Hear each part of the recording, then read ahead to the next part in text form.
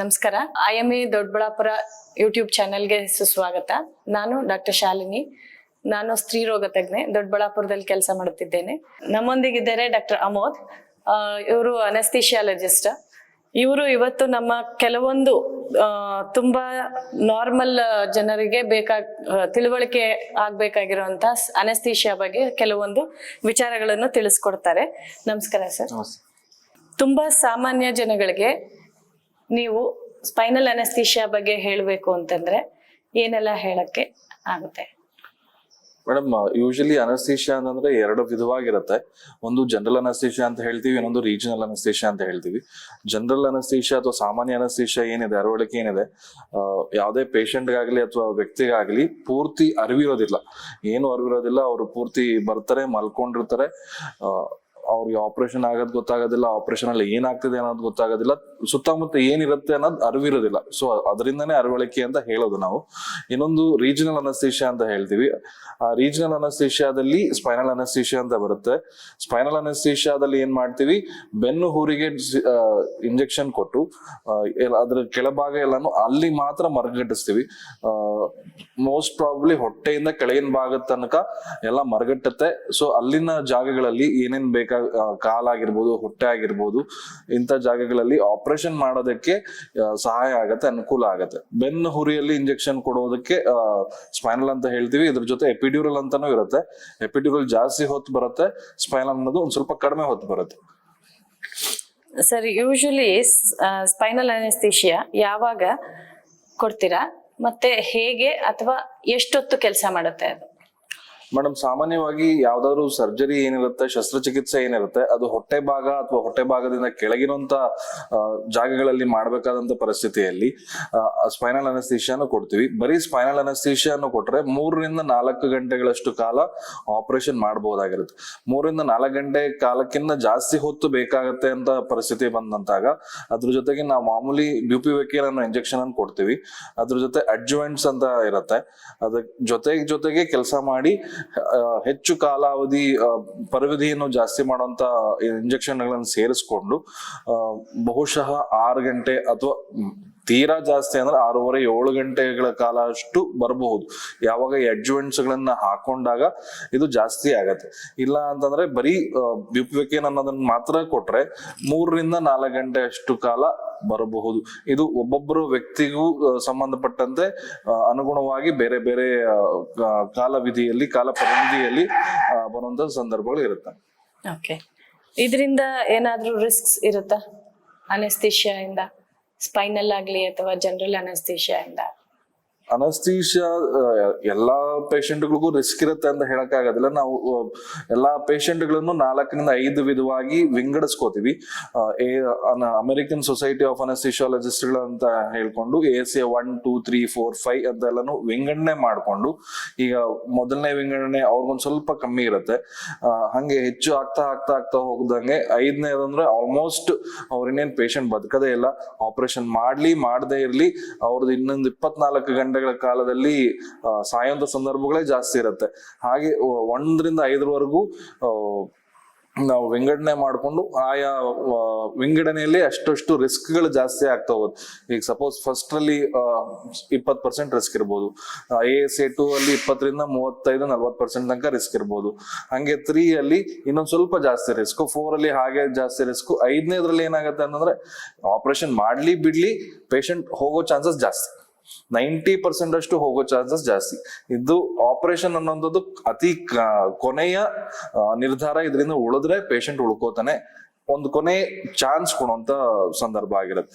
ಖಂಡಿತ ಎಲ್ಲರಿಗೂ ರಿಸ್ಕ್ ಇರುತ್ತೆ. ಸ್ಪೈನಲ್ ಅನಸ್ಥಿಷಿಯಾ ಬಂದಾಗ ಅವ್ರಿಗೆ ಪೇಷಂಟ್ಗೆ ಸ್ಪೈನಲ್ ಅನಸ್ಥಿಷಿಯಾ ಕೊಟ್ಟಿದ ತಕ್ಷಣ ಹಾರ್ಟ್ ರೇಟ್ ಕಮ್ಮಿ ಆಗ್ಬಹುದಾಗಿರ್ಬೋದು, ಅಥವಾ BP ಕಮ್ಮಿ ಆಗಿರುವಂತದ್ದಾಗಿರ್ಬೋದು, ಅಥವಾ ಬ್ಲೀಡಿಂಗ್ ಜಾಸ್ತಿ ಆಗುವಂತದ್ದಾಗಿರ್ಬೋದು. ಇಂಥ ಎಲ್ಲಾ ರಿಸ್ಕ್ಗಳಿರುತ್ತೆ. ಅದು ಒಂದೊಂದು ಗ್ರೇಡ್ಗೆ ಅನುಗುಣವಾಗಿ ಅವರ ಬೇರೆ ಸಮಸ್ಯೆಗಳು ಏನೇನಿರುತ್ತೆ ಅನ್ನೋದ್ರ ಮೇಲೆ ನಮ್ಮ ರಿಸ್ಕ್ಗಳು ಜಾಸ್ತಿ ಅಥವಾ ಕಮ್ಮಿ ಅಥವಾ ಇಲ್ಲವೇ ಇಲ್ಲ ಅನ್ನೋದು ಬರುತ್ತೆ. ಈಗ ತುಂಬಾ ಜನ ತಾಯಂದ್ರನ್ನ ತಗೊಂಡ್ರೆ ಸಿಸೇರಿಯನ್ ಮಾಡಿರ್ತೀವಿ, ಮಾಡಿದ್ದಾದ ಮೇಲೆ ಒಂದು 15 ದಿನ, 1 ತಿಂಗಳು, ಕೆಲವೊಬ್ಬರು ತುಂಬಾ ವರ್ಷಗಳ ನಂತರನೂ ಬರ್ತಾರೆ. ನಮ್ಗೆ ಹೆರಿಗೆ ಟೈಮಲ್ಲಿ ಅನೆಸ್ಥಿಷಿಯಾ ಕೊಟ್ರು, ಬೆನ್ನಿಗೆ ಇಂಜೆಕ್ಷನ್ ಕೊಟ್ರು, ಅದರಿಂದ ತುಂಬಾ ಸೊಂಟ ನೋವು ಬರ್ತಾ ಇದೆ, ಸೊ ಇದಕ್ಕೆ ನೀವೇನ್ ಹೇಳ್ತೀರಾ?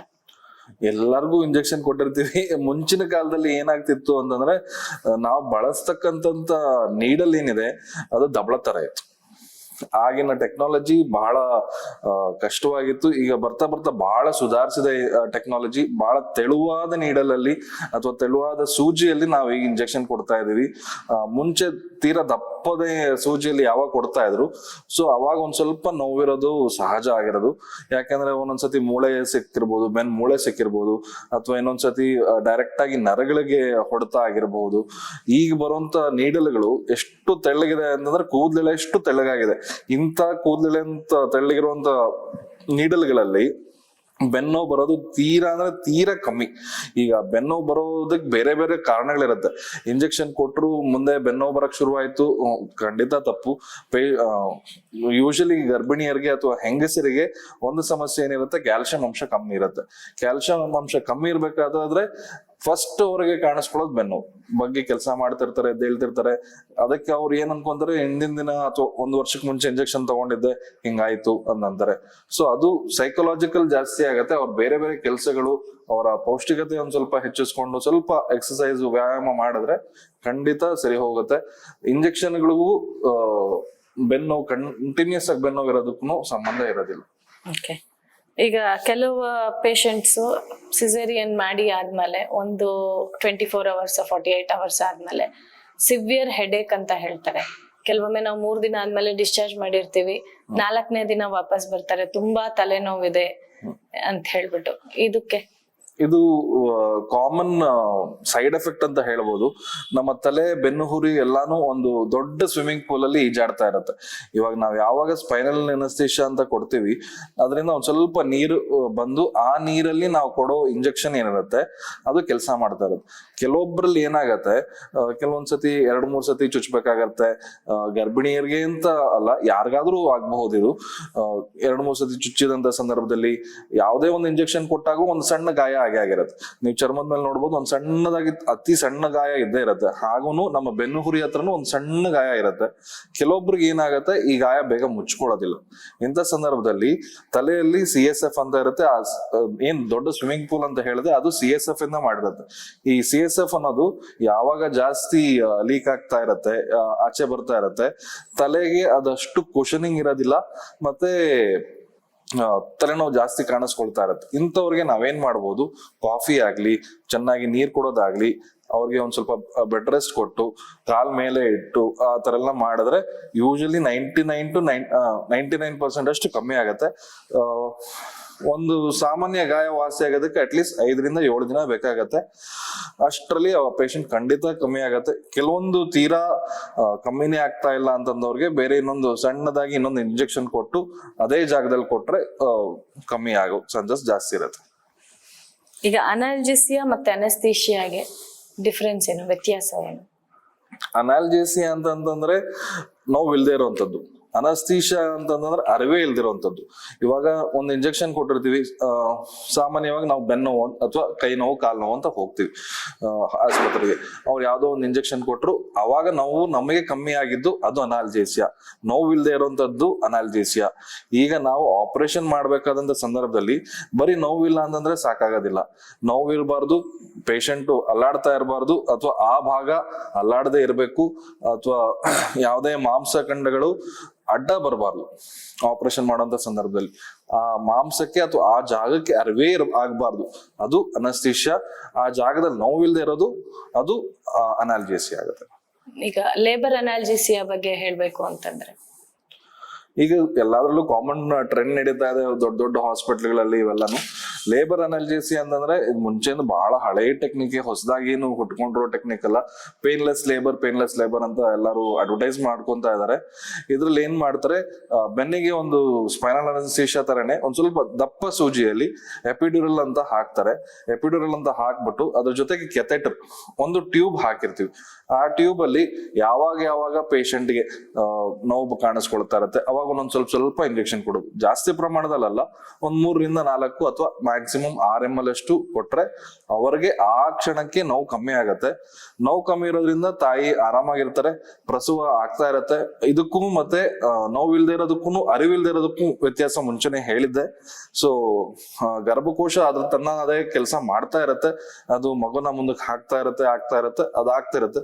ಒಂದು ವೇಳೆ ಏನಾದ್ರೂ ಅಡಚಣೆ ಆಯ್ತು, ಮಧ್ಯದಲ್ಲಿ ಮಗು ಕೆಳಗ್ ಬರ್ತಾ ಇಲ್ಲ, ಸರಿ ಆಗ್ತಾ ಇಲ್ಲ, ಜಾಗ ಆಗ್ತಾ ಇಲ್ಲ ಅಂತಂದಾಗ ಅದೇ ಎಪಿಡ್ಯೂರಲ್ ಕೆಥೆಟರ್ ಇಟ್ಕೊಂಡು ಅವ್ರಿಗೆ ಪೂರ್ತಿ ಅರವಳಿಕೆನೂ ಸಹ ಕೊಟ್ಟು ಮುಂದೆ ಅವ್ರಿಗೆ ಆಪರೇಷನ್ ಮಾಡೋಂಥ ಸಂದರ್ಭದಲ್ಲಿ ಅದನ್ನೇ ಯೂಸ್ ಮಾಡಿ ಒಂದೇ ಇಂಜೆಕ್ಷನ್ ಅಲ್ಲಿ 2 ಕೆಲಸ ಆಗತ್ತೆ. ಆಮೇಲೆ ಆಪರೇಷನ್ ಆದ್ಮೇಲೂ ಸಹ ಅವ್ರಿಗೆ ಆಪರೇಷನ್ ನೋವು ಕೆಥೆಟರ್ ಮುಖಾಂತರ ಕಮ್ಮಿ ಮಾಡುವಂತ ಸಂದರ್ಭಗಳು ಇರುತ್ತೆ. ಕೊನೆಗೆ ಒಂದೇ ಒಂದು ಪ್ರಶ್ನೆ, ನಿಮ್ಮ ಅನಸ್ಥಿಷಿಯಾಲಜಿಸ್ಟ್ ಅವರ ಪರಿಧಿ ಯಾವ ಡಿಪಾರ್ಟ್ಮೆಂಟ್ಸ್ ಅಲ್ಲಿ ಬರುತ್ತೆ, ಎಷ್ಟು ವಿಧವಾಗಿರುತ್ತೆ ಅನ್ನೋದು? ಅನಸ್ತೇಷಿಯಾ ಅನ್ನೋದು ಎಲ್ಲಾ ಕಡೆನೂ ಬೇಕಾಗತ್ತೆ. ಬಟ್ ನಾವು ಬೇಸಿಕಲಿ ಸರ್ಜರಿ ಅನುಗುಣವಾಗಿರುವಂತದ್ದ OBG ಆಗಿರ್ಬೋದು, ಹೆರಿಗೆ ಅಥವಾ ಪ್ರಸೂತಿ ತಜ್ಞರ ಜೊತೆ ಆಗಿರ್ಬೋದು, ಮೂಳೆ ರೋಗ ತಜ್ಞರ ಜೊತೆ ಆಗಿರ್ಬೋದು, ಅಥವಾ ತಲೆ ಯಾವುದೇ ಆಪರೇಷನ್ಗೆ ಬೇಕಾದಂತ ಸಹಾಯಕ್ಕೆ ನಾವಿರ್ತೀವಿ. ಅದಲ್ಲದೆ ಹಾಸ್ಪಿಟಲ್ ಅಲ್ಲಿ ಎಮರ್ಜೆನ್ಸಿ ಇರ್ಬೋದು, ಕ್ಯಾಶುಯಾಲಿಟಿ ಇರ್ಬೋದು, ICU ಕ್ರಿಟಿಕಲ್ ಕೇರ್ ಇರಬಹುದು, ಎಲ್ಲಾ ಕಡೆನೂ ನಮ್ ಕೆಲಸ ಇರತ್ತೆ. ಹಾಗಂತ ನಾವೆಲ್ಲೂ ಹಾಸ್ಪಿಟಲ್ ಕಾಣಿಸ್ಕೊಳ್ಳೋದಿಲ್ಲ. ಯಾರಿಗೂ ಕಾಣಿಸ್ಕೊಳ್ಳದೆ ಪರದೆ ಹಿಂದೆ ಕೆಲಸ ಮಾಡುವಂತ ಜನ ನಾವು. ಯಾರು ಏನು ಅಂತಂದ್ರೆ ನೆಕ್ಸ್ಟ್ ಡೇ ಗೊತ್ತಿರೋದಿಲ್ಲ ಅವ್ರಿಗೆ. ಸೊ ಎಲ್ಲಾ ಕಡೆನೂ ಕೆಲಸ ಮಾಡಿರ್ತೀವಿ, ಬಟ್ ಯಾರಿಗೂ ಏನು ಗೊತ್ತಾಗಿರೋದಿಲ್ಲ ಏನ್ ಮಾಡ್ತಿರ್ತಾರೆ. ಇಷ್ಟು ವಿಷಯ ತಿಳಿಸ್ಕೊಟ್ಟಿರಂತ ಡಾಕ್ಟರ್ ಅಮೋದ್ ಅವರಿಗೆ ಧನ್ಯವಾದಗಳು.